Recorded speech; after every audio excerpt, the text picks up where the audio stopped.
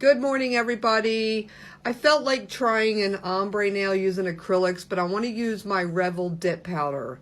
I want to use this color called Peppy because it is just pink and sparkly, and I just have this feeling that when I pull the pink sparkly down onto the white, it's going to bring the sparkles down onto the white. And it's just something I was sitting here thinking about. And I'm like, just let me try it. But one thing I did make a mistake on is I forgot to clean out my dapping dish before I started. So my monomer's cloudy, but I don't care. If I was working on somebody, I definitely would have started over and cleaned out that dish. But anyway, I'm going to open this up. Look how sparkly this is. I just want you guys to know that you can use dip powder as acrylic application. I'm going to use it here. I can use it for my 3D flowers. I can use it for a full acrylic application. It's just, essentially, dip powder is colored acrylic powder. It's just made a little bit differently. It's more finely milled. The pigmentation's a little bit different. But overall, it's a good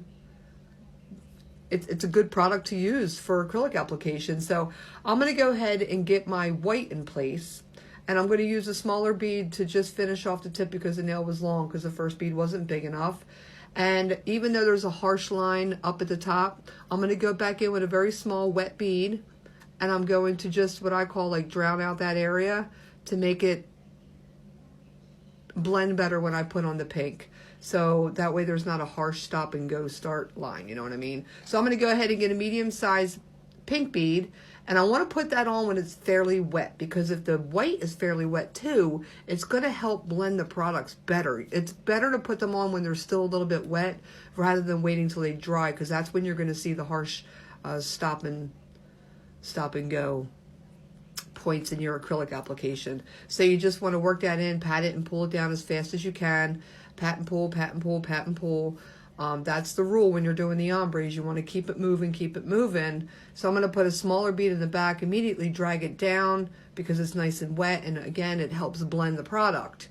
And it did bring the glitter down over the white, which I absolutely love. So I might do these on myself. I don't know. Only time will tell. But this is super, super pretty. I'm glad I tried it. And I'm also glad I got to share it with you.